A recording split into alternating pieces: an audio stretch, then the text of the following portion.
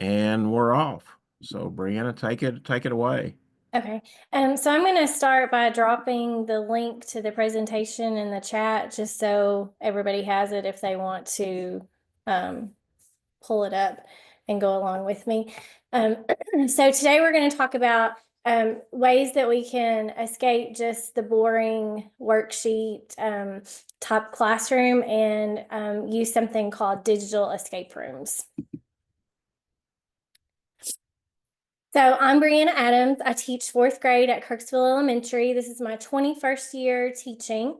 I'm also the STLP coach at Kirksville, and I'm a nationally board certified teacher.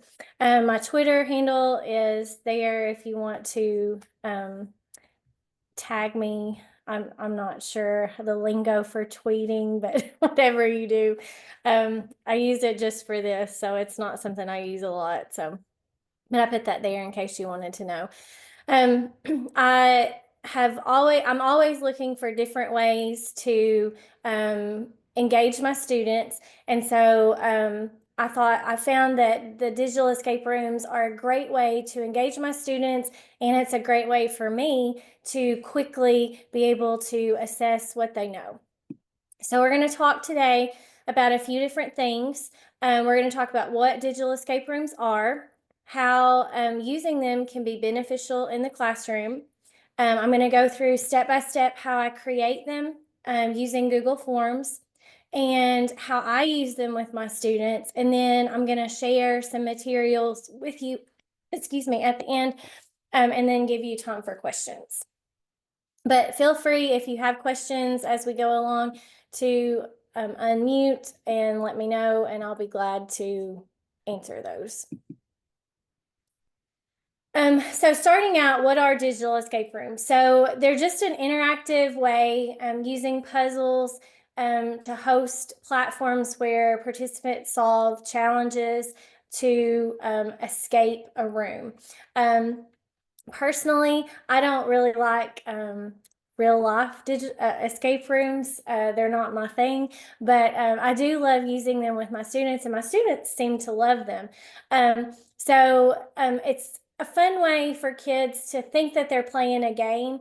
Anytime that we're getting ready to do something, and I tell my students, oh, this week we're going to do an escape room, they get really excited. I love to watch them actually participate doing it. They get so into like how much time it's taken. And so it's just a lot of fun to watch them and their engagement as we go along. But it's a way to incorporate like a narrative or a theme, and they get immersed in a story while they're completing their missions. And so it's just a lot of fun. They'll ask to play, they'll ask to do more, when really they're answering as many questions as I would have like in the old days where I would have given them a worksheet with 20 questions. They'll answer 20 or 30 questions and ask to do more. So it's just a lot of fun to watch them participate in the digital escape room.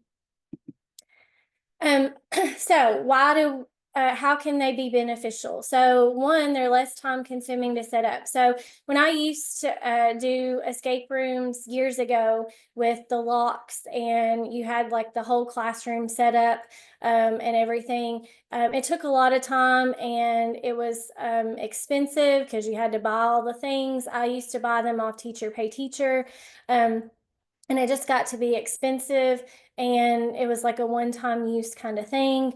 It was very time consuming because it took like hours to put everything together. And then we would do one where like the students had to go through the school, and they would have to unlock different rooms, and just the amount of time and people that it took to make one work, it was just a lot.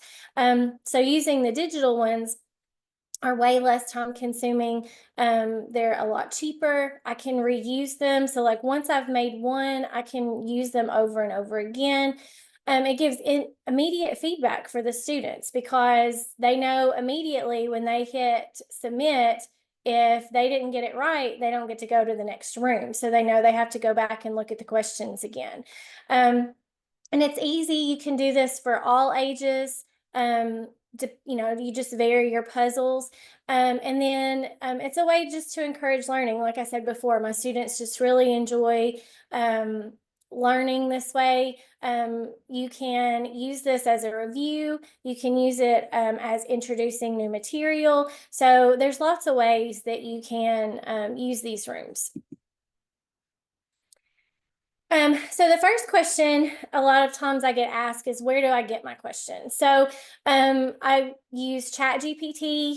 There's a new thing that I found. It's called Digital Escape Room Creator, and there's a link to that here. If you click on it, it's through ChatGPT, but it's specifically for digital escape rooms.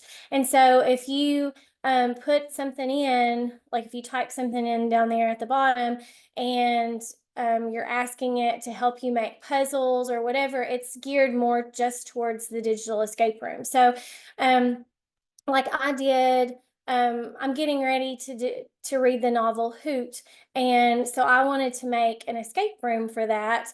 And so I just went on here and I asked it to help me make puzzles. And so it gave like a wide variety of different puzzles that I can make. Today, I'm just talking about using through Google Forms. But you can also use digital escape rooms if you want to go like a step further and do like a Google site so that you could do more interactive puzzles type things. There's all kinds of like puzzle makers and different things like that that you could digitally insert in like a Google site. So if that's an avenue that you want to go down, this is kind of like a black hole you can or like a rabbit hole you can go down, and you can spend hours doing different things. But the digital escape room creator through ChatGPT is just really good because it's something that is geared just for the digital escape room. So it gives a lot of different ideas that way. I also use Magic School, like if I'm going to use for reading. So I teach writing and social studies as well as reading. And so I might use a passage. So I'll use Magic School to just insert that passage, and it'll give me like multiple choice questions, really any set of questions that you have. I always use multiple choice questions, but you can use any kinds of questions that you want. Multiple choice just seem to be easier because they're easier to grade quickly. But those are the main ways that I get my questions. So now we're going to look at how to create a digital escape room using Google Forms. So if you want to, you can pull this up and go along with me. I have the steps listed here, and so I'm going to go through those. If you want to create your own as we're going, just kind of like a template, feel free to do that. Again, feel free to let me know if you have any questions as we go along. But I'm going to just show you how to create a template using the Google form.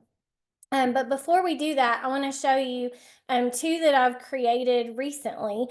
So the first one is the one that we used at Christmas. So we had just done Grinch Day, and this was something that we did that last week of school before we went on Christmas break. And I created this escape room just with Christmas trivia for the kids to play, and the winning team got to get like some candy. So it was just fun for them. But you'll notice, like I always go a little extra. I put the header at the top. Then I label what I'm doing. And then I start with a story. So like this one, the Grinch had stolen all the Christmas decorations, and it was their job to find out where they were and so forth. So, but you'll see, and I'll reference this as we go along, but I have the rooms that they'll go to, the puzzles that they'll use, and they just go through the different levels as they go. So that's one that I created. Over our NTI days, I created this one for the book Hoot. So this will be a review that we do at the end of the book. So just a little background if you don't know about the book Hoot, it's a story about a boy who is trying to save endangered owls from being built, a pancake house being built over. So this is my story that the kids have to start with. And then again, I always put my questions on here just so I don't have to make copies of things. Like everything is right here. So they could literally do this from home if you wanted to have them do it individually. But I have my clues for each one. And I'm going to give you access to all the puzzles that I've made at the end. But they're really easy to make. But I think I have six levels of questions on this one. So you can do as many levels as you want, but because this was a review for the whole novel, this one was a little longer. And then always at the end, I make something that shows that they've escaped and they did it. So, but that's just a little example of what some of them look like as the finished product. So we're going to go through step by step how to set up your form and make sure that you've selected all of your correct criteria.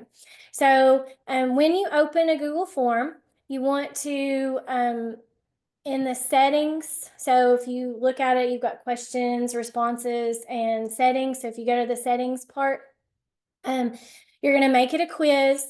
You're going to click on later where it says release grades. You want to choose the later. And for responses, you want to collect the email addresses. You want to choose verified. When you're doing your questions, you want a section for your introduction story, a section for each level or room that you're going to do, and then one section for your breakout message. And then when you come to your questions, you always want to choose the short answer type question. And then there's going to be 3 dots down at the bottom. And you'll choose those, you'll click on the 3 dots, you'll choose response validation, and then you'll click text contains, you'll enter your code, and then you'll put an error message. And so I'm going to show you what that looks like for each step. So in your Google form under settings, you want to toggle where it says make this a quiz. And then where it says release grades, you want to choose later after manual review.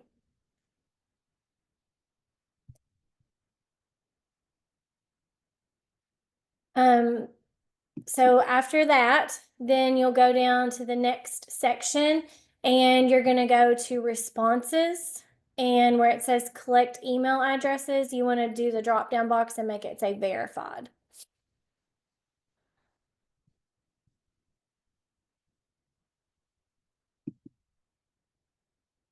All right, so the next thing that you're going to do is you want to make different sections. So to do sections, you'll have this bar either on the side or down at the bottom of your screen. You want to choose the double rectangles. That's what gives you a section each time in your Google form. So for every section that you have, that's just a different thing that they have to unlock to get to. And like I said, you can make as many sections as you want. For however many questions that you have for them to do. I usually on a normal escape room that I play, I usually have 4 levels that they have to go through. Like the one at Christmas, that was a 4 level. But again, you can make them as many or as few as you want. All right, so when you go to your questions, so to insert a question, you go to the circle with the plus. You want to make sure that this box says short answer, so it's a drop-down box, just choose short answer. And then this is the 3 dots that I was talking about. So when you click on those 3 dots, you'll choose response validation. And that's when you're going to be given these criteria down here at the bottom. So you want to click on this drop down box and make it say text. Click on this drop down box and make it say contains. And then this is where you're going to enter your code. And you'll know your code once you've chosen your puzzle. So you might have to go in and add that later. This is where you can add a message to your students if they get the wrong answer. So you could say, try again, incorrect, keep working, you're doing great, keep trying, however you want to do that. But this is just the message that they'll see if they don't get to go to the next level, okay?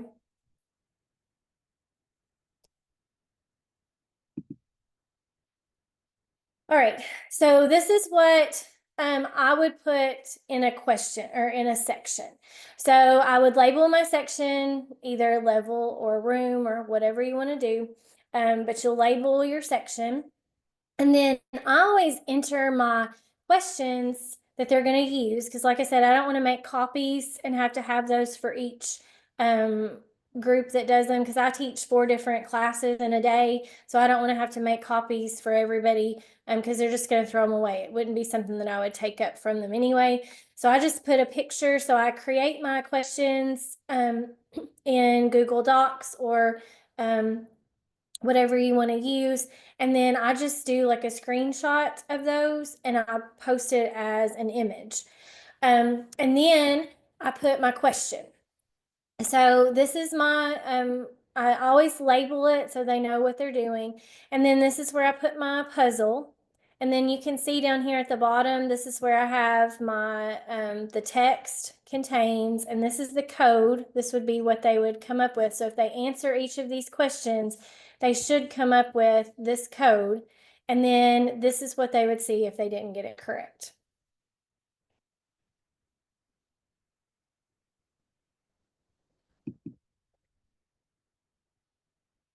Um, so then the next step would be to insert your story. So I always make mine on Canva just because it's easy to do and you can have fun and make them look cute. And I probably spend way too much time making things on Canva, but I love it. But I always make my slide on Canva.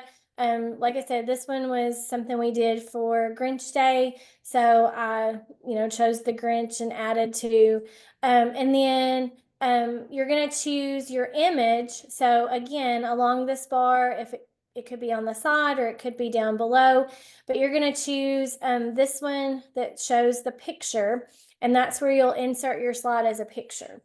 So that way the kids can see it. But this is where you get to, add a little fun and just make it more than just answering questions, but it's a story. So they feel like they're doing something. So the next thing is adding your puzzles. Okay, so adding your puzzles, this is where you can spend as little or as much time as you want. I have a bank of puzzles that I can go to, but as I've done this, I try to change my puzzles so my kids aren't seeing the same thing over and over. A lot of times I will use the same kind of puzzle, but I'll just change the pictures that are in the puzzle to go along with what we're doing. So I'll show you an example of that in just a second. But when you go to the, excuse me, when you go to the question, you're going to see this add an image. So you'll click that, and that's where you're going to add your puzzle as a PNG. So you're going to save your puzzle as a PNG. So I've given you access to my master copy of puzzles. So if you click on that link, it will ask you to make a copy of it, but it's in Google Slides, and you'll see a bunch of different puzzles that I've used. So the first few are just some like little where you have to trace the line. Some of them get a little harder as they go along. But you can choose, how you want to do that. But each of them you'll see represents, so like on these, anytime you answer letter A, you know that it's going to be a certain number. Okay. And then I've even done some like graphs that they have to do where like question 1, if it's A, it would be a 5, but question 2, if it's A, it would be a different number. So they have to use the graph to answer the questions. I've used pictures. We've done like the telephone pad. This one just has like different rocks, and some of these I've just gotten like offline, like I didn't do anything to them. This one has different candies. This one also has different candy. This one is the one I used at Christmas, so I just did the same idea with the graph, and I just put different pictures in there that had to do with Christmas. um this one is one that I'm using for the hoot because all the pictures correspond to things that would be in the book Hoot. So again, just different things. This one was one for Easter, so we did the different Easter eggs. Here's just a basic one where they have to match the numbers. Here they have to do the shapes. And then I have a bar graph where they have to be able to read the graph. So A would be correspondent to the number 4, and so on and so forth. Here, just a different one with different colored gems. This one was another one that I used at Christmas. So it just has more options. So it's not just those 4 things, but I have just different options to use. Same, this one is the one I'm going to use with Hoot. It just has more options. Football helmets, different animals. This one is a little harder, so this one I wouldn't use with my younger students.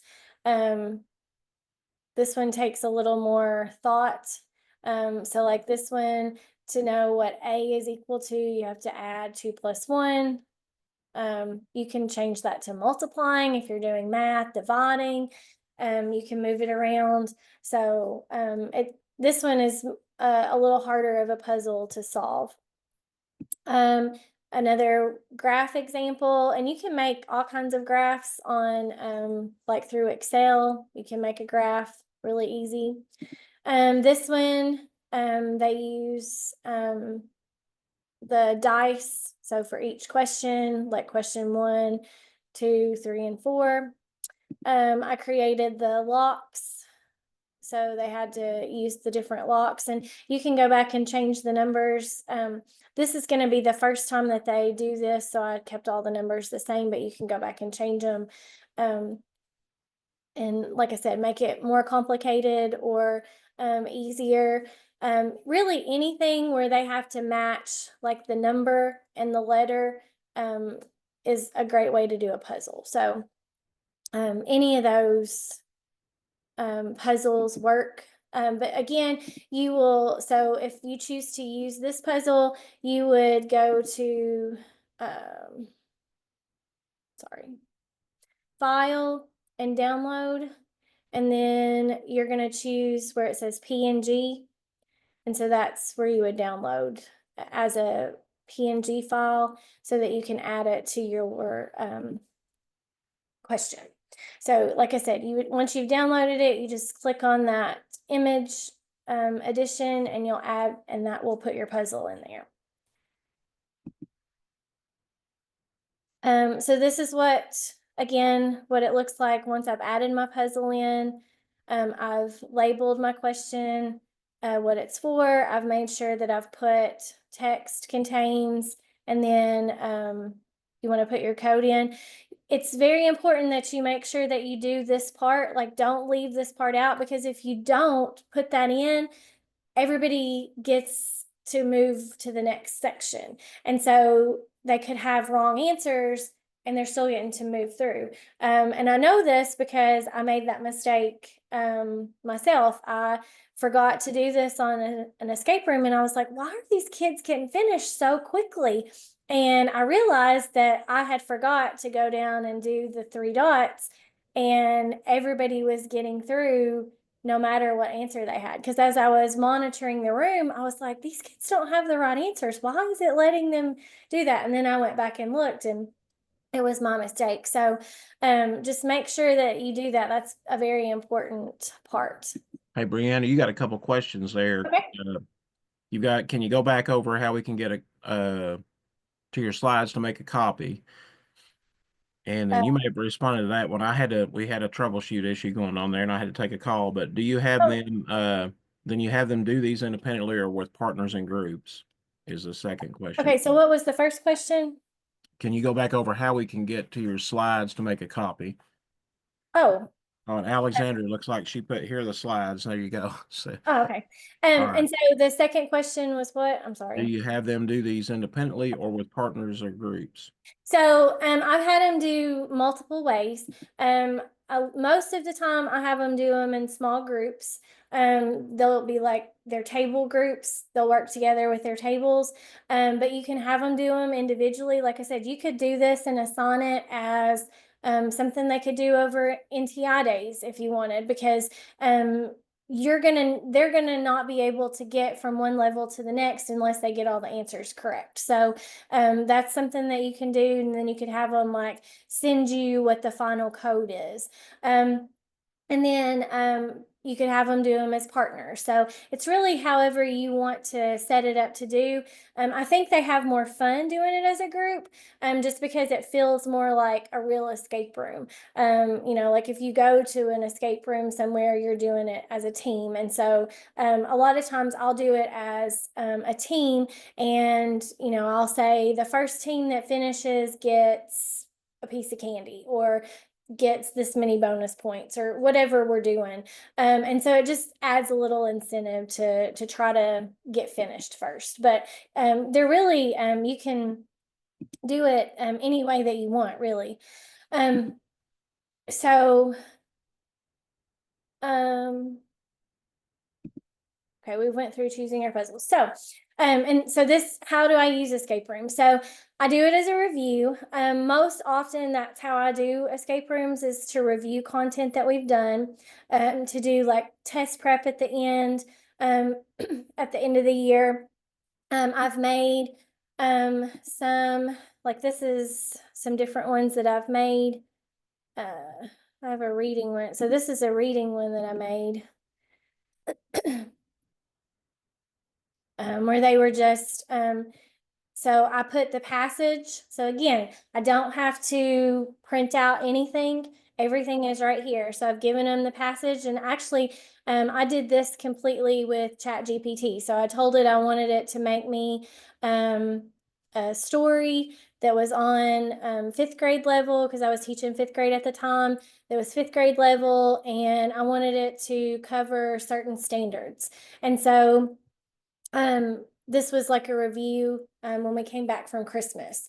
And so here are my questions, and then the puzzle that goes along with it. So again, you can use this multiple ways. I unfortunately haven't taught math in a long time, so I've never made one of these for math, but one thing that I do want to say I do use with my students is if we do it in class, I always print out this sheet, and it's one per team. And it just requires them to put the answers on a piece of paper, so that then I can go back and give them points for doing the project. It's just a way to help me make sure that I get everything graded. So, but it requires them, as they go through each room, they have to put the answers, and then they have to put the code. So I know that they're not just guessing.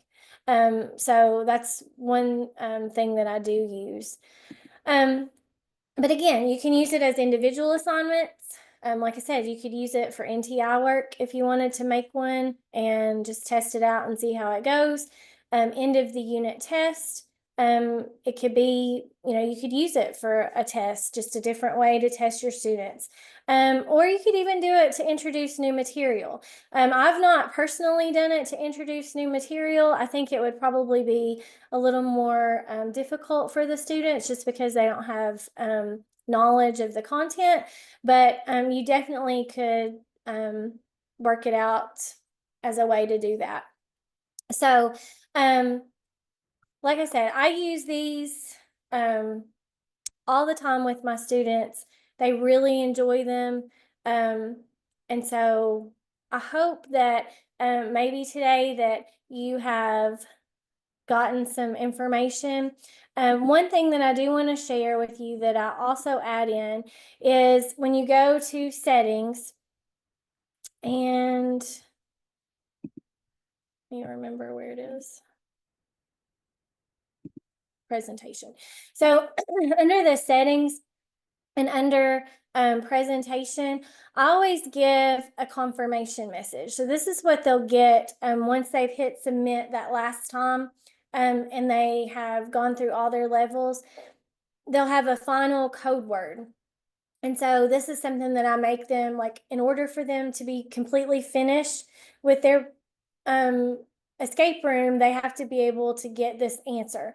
And so you can change that. You can go to edit and you can choose whatever you want, but it'll come up this word or words. And that's something that I make them write on their paper. So you'll notice this that I showed you, the different rooms, they have a final code word. And so they'll write that down, and that's how they know that they're completely finished. We did one at Christmas, and the kids all got finished with the last room, but they hadn't put the code word on there. And so they were like trying to hand me their papers to tell me that they were done. And I'm like, you're not finished. You don't have the code word. And another group finished because they remembered to do that. And so they got first place. So it was like, down to the wire. So it was fun to watch them like be so competitive. But it's these, like I said, they're a lot of fun. Doing these with your students can be really beneficial because it really ups your engagement. And they're super easy to make. Like, once you've made one, just save that as a template so you don't forget about changing those three dots, because you can always go back in and change your puzzles. You can just delete the picture and put a new one, and you'll just change your code to whatever the numbers are. I do recommend that after you have finished a puzzle or finished an escape room, that you go through it and you make sure that it all works. So like once I'm finished, so I go and I go to the preview so that it looks like what it would look like for a student. And I go through and I actually do it so that I make sure that it works. So I do recommend that you do that, because there's sometimes I get my numbers mixed up or whatever, and I find that I need to fix something. So, like I said, I think these are great. I think it's a great way to engage your students. Um, and um, that's all I have. I wanted to give you time to like play around with it, and if you have any questions, feel free to let me know. This is my email, so if you want me to share something with you, I'm more than happy to share anything that I've made. Um, like I said, I've used the puzzles for reading, writing, and for math. Or not math, sorry, reading, writing, and social studies. But um, I'm happy to answer any questions that you might have, or go over anything that you need. Thank you, Breanna. You do have a couple questions there in the chat. Is there a place to add audio for struggling readers? Um, in Google Forms, I'm not really sure. I know that like our students use the text to speech, so like they can just highlight it and they'll use the text to speech. I don't think you can actually set something like that in um Google Forms, but I know you have that addition that you can add on their Chromebooks to text. They just highlight it and it'll read it for them. Okay, and then you've got a question here from Brittany. Can you see the passage as they get to each level of questions? So I just add the passage that they're reading as a picture. So you can choose to do that however you want. Like it could be something that they go back to, because they have access to go back to a section once they have completed it. You just can't go forward unless you've unlocked that next section. So you can put that passage like each time as a picture on Google Form, or you could just allow them to go back. Depending on your age of students, I would say would be more beneficial. Access of a copy of one I've created. Yeah, I can I can put one in the chat. And then if there's something specific that you want, like I can definitely do that as well too. But I'll send you my reading one just because it's probably like the Christmas one I just made for fun. So it wasn't anything like really.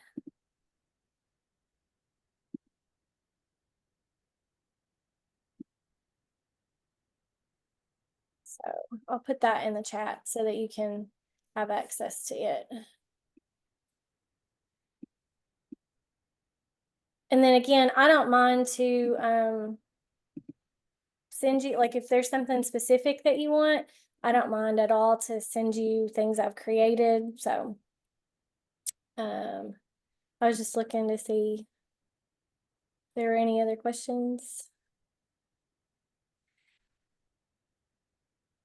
Any other questions? You all are more welcome to come off mute if you have questions. I hope that this is something that you guys can see beneficial. A copy of an editable link. Yes, but I don't, let me see.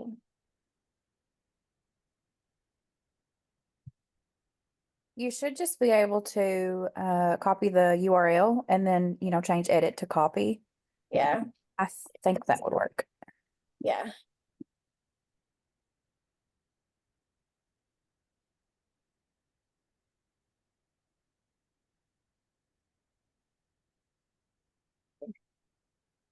Try that and see if that works.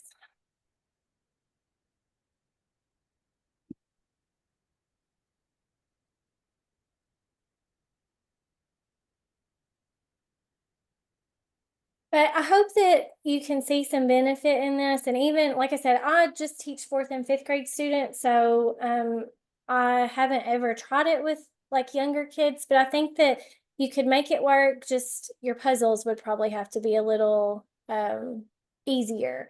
But again, you can manipulate the puzzles however you want. Like the ones that I did with the drawing, that was just with draw, like I just drew a line. And so you can make that as easy or complicated as you want. I could see like matching shapes or different things like that for the younger ones, matching colors.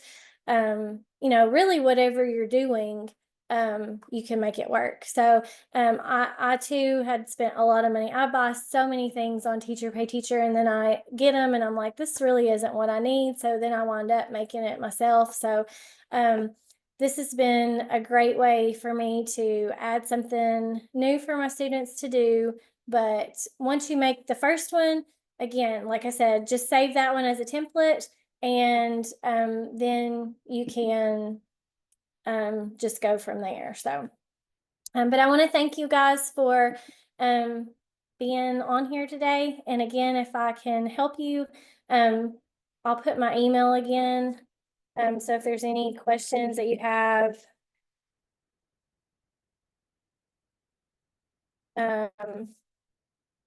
once you're finished, or once you get started and you have a question, I'm more than happy to help. But thank you guys again for being on here today, and I hope that you found something useful. Thank you, Breanna. And again, thank you all for your attendance. Breanna, excellent job. Always wonderful when you present and share out. So hope you've enjoyed session 2. You have until 11:10 for session 3. And again, your evaluation will be shared at the end of session 3 in whatever session you're at. So again, share out, post about your peers, and again, Breanna, you did an excellent job. So thank you all so much, and I'll be around here in the same room if you come back. If not, have a great rest of your conference.